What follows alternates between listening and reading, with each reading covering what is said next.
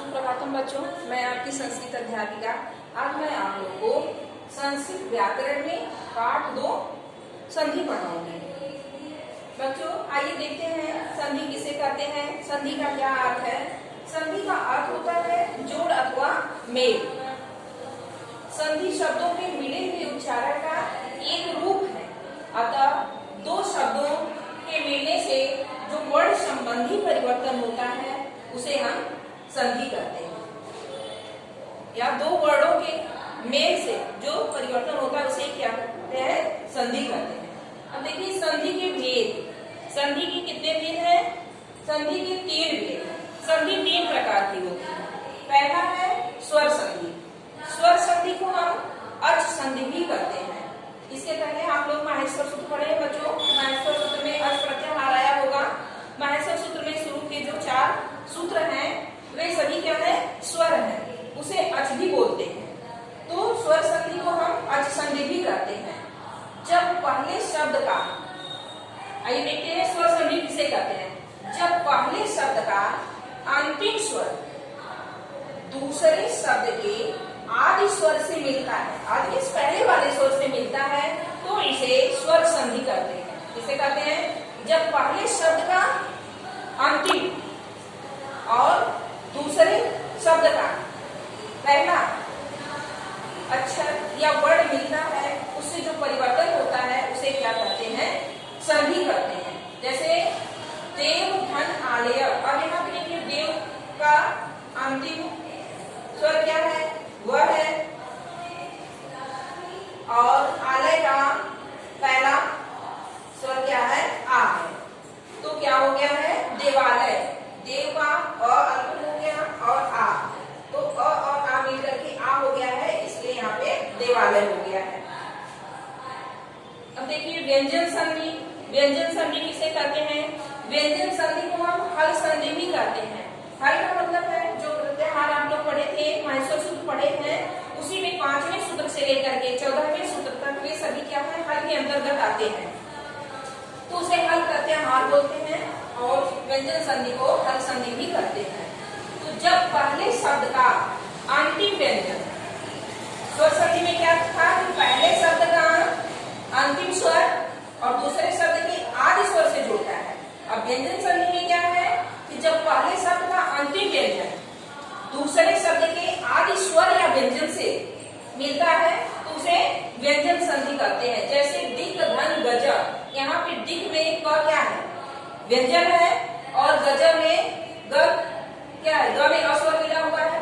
तो पहले शब्द का अंतिम व्यंजन दूसरे शब्द के आदि स्वर या व्यंजन से मिलता है तो उसे क्या कहते हैं, व्यंजन संधि कहते हैं। तो इसलिए दिग्गज क धन ग बराबर ग। स्वर संधि व्यंजन संधि समझ में आ गया आप लोगों को। अब आइए तीसरा देखते हैं क्या है, विसर्ग संधि। जब व्यंजन का विसर्ग में या विसर्ग का व्यंजन में परिवर्तन होता है, जब व्यंजन का विसर्ग में या विसर्ग का व्यंजन में परिवर्तन होता है तो विसर्ग संधि कहते हैं इसे। जैसे प्राय धनचित। प्राय यहाँ क्या है, विसर्ग है, और यहाँ पे ये क्या है, जब व्यंजन है, तो इसके मिलने से जो विकार या परिवर्तन हुआ उसे हम क्या करेंगे, विसर्ग संधि करेंगे। तो प्रायश्चित हो गया, विसर्ग का स हो जाता है। तो आपको संधि किसे करते हैं, संधि के कितने भेद होते हैं। स्वर संधि किसे करते हैं, स्वर संधि को अच संधि भी कहते हैं। जब पहले शब्द का अंतिम स्वर दूसरे शब्द के आदि स्वर से जुड़ता है तो उसे हम क्या कहते हैं, स्वर संधि कहते हैं। जैसे हिमधन आलय, देवधन आलय, देवालय। इसी तरह से अब है व्यंजन संधि। व्यंजन संधि को हम हल संधि भी कहते हैं। जब पहले शब्द का अंतिम व्यंजन दूसरे शब्द के आदि स्वर या व्यंजन से मिलता है तो उसे हम व्यंजन संधि कहते हैं। जैसे दिक धन गज, दिग्गज। इसी प्रकार से विसर्ग संधि। जब व्यंजन का विसर्ग में, जब व्यंजन का विसर्ग में या विसर्ग का व्यंजन में परिवर्तन होता है तो उसे हम विसर्ग संधि कहते हैं। जैसे प्राय धनचित, कर धनचित, ये सब क्या हो गया, विसर्ग संधि हो गया। अब इसके बाद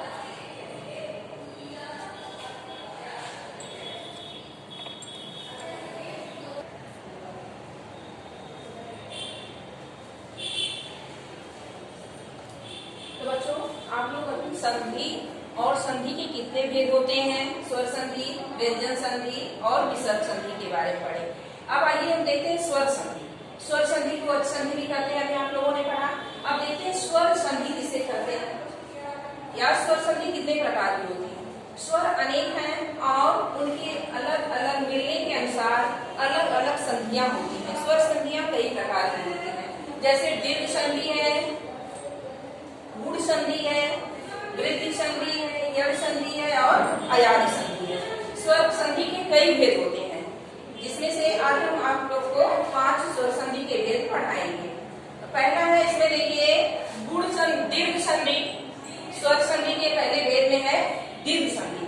दीर्घ संधि का सूत्र है अक सवर्णे दीर्घ। अक प्रत्याहार, जो माहेश्वर सूत्र पढ़े हैं, अभी हम आप लोग को बताए थे ना कि माहेश्वर सूत्र आप लोग याद कर लेंगे। माहेश्वर सूत्र का हर जगह प्रयोग आएगा, इसलिए अक सवर्णे दीर्घ। अक का अर्थ है अक प्रत्याहार, अ से लेकर के क तक, अ ई उ री री। क को नहीं लेंगे तो अ ई उ री के बाद क्या है, ह्रस्व या दीर्घ। अ ई उ री ही आवे तो उनके स्थान पे क्या हो जाता है, दीर्घ हो जाता है, उसका बड़ा हो जाता है। यह दीर्घ संधि है। दीर्घ संधि का नियम है कि जब ह्रस्व या दीर्घ अ ई उ री री के बाद ह्रस्व या दीर्घ अ ई उ री आवे तो उनके स्थान पर दीर्घ हो जाता है। जैसे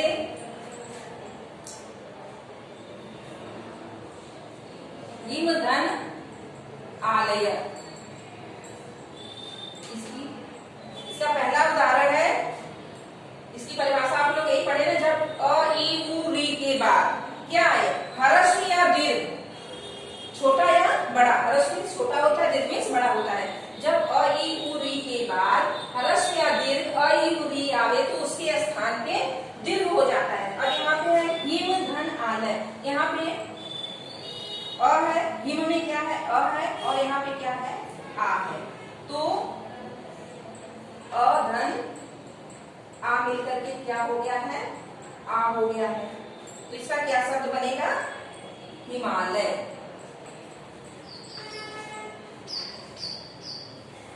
हिमालय। और आ मिलकर के क्या हो गया है, आ हो गया है। इसी तरह से है विद्याधन, विद्याधन आलय। अब यहाँ पे विद्या में भी आ स्वर है, दीर्घ है। इसी परिभाषा यही है ना कि जब अ ई उ री के बाद ह्रस्व या दीर्घ, छोटा या बड़ा, जैसे अ है तो आ है, छोटी है तो बड़ी है, छोटा हुआ है तो बड़ा हुआ है, ये तो बड़ी है, तो उसका क्या होता है, दीर्घ हो जाता है, बड़ा हो जाता है। अब यहाँ पे विद्या में क्या है, आ है, और यहाँ पे आलय में भी आ है। तो आ प्लस आ मिल करके आ हो गया है। तब यहाँ पे क्या हो गया,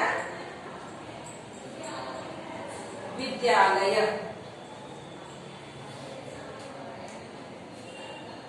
पहले का समझ में आ गया आप लोगों को उदाहरण कि जब अ या आ के बाद आ आता है तो उसका क्या होता है, दीर्घ हो जाता है। यदि अ के बाद अ आए तब पर भी दीर्घ हो जाएगा, यदि आ के बाद अ आए तब पर भी दीर्घ हो जाएगा, यदि आ के बाद आ आए तब पर भी दीर्घ हो जाएगा। तो अ का एग्जाम्पल उदाहरण आपको समझ में आ गया। इसी तरह से है पुस्तक धन आलय। पुस्तक धन आलय, यहाँ पे पुस्तक में अ है और आलय में भी अ है, तो अ धन आ मिलकर के भी क्या हो गया है, आ हो जाएगा। तो क्या बन जाएगा, पुस्तकालय। इसी तरह से आपका एग्जाम्पल समझ में आ गया। अब ई से देखिए क्या शब्द बनते हैं। पहला है, अब इसमें दूसरे का एग्जाम्पल है, जैसे गिरिधन ईश्वर। गिरिधन ईश्वर। अब यहाँ पे देखिए गिरी में ई है और यहाँ पे बड़ी ई है, तो छोटी ई धन बड़ी ई मिलाकर के क्या हो गया है, बड़ी ई बन जाएगा। गिरीश्वर दीर्घ हो जाता है। इसी तरह से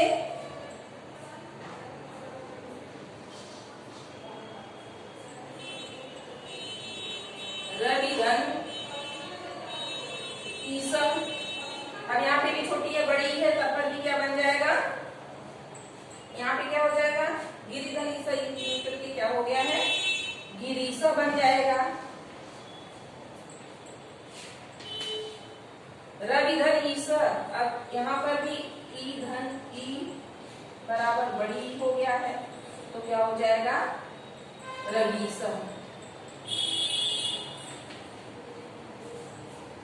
अब दूसरे का एग्जाम्पल देखिए, तीसरे का है भानु धन उदय।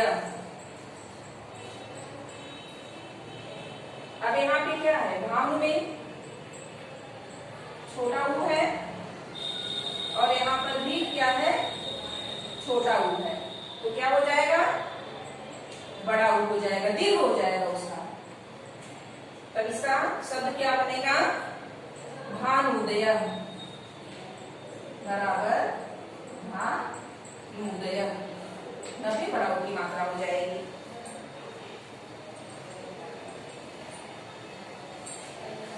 इसी तरह से है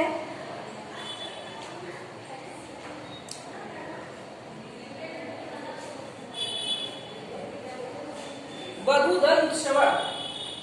दूसरा है वधूधन उत्सव। अब यहाँ पे देखिए, वधू में बड़ा ऊ है और उत्सव में छोटा ऊ है, तब पर भी क्या बन जाएगा, वह बड़ा भी बन जाएगा, वधूत्सव हो जाएगा।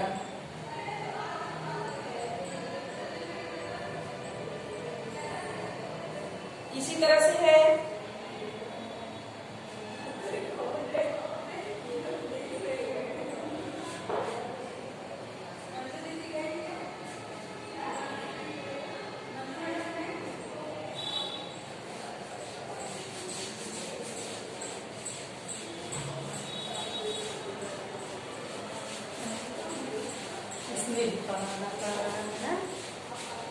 जगह नहीं मिल रही, क्या करें।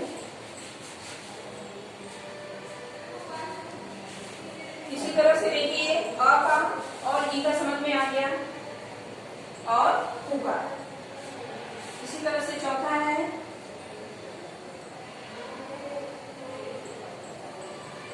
मातृधन ऋण। मातृ में री है और ऋण में भी री है, तो क्या हो जाएगा, बड़ी री हो जाएगा। तो इसका क्या शब्द बन जाएगा, मातृगण।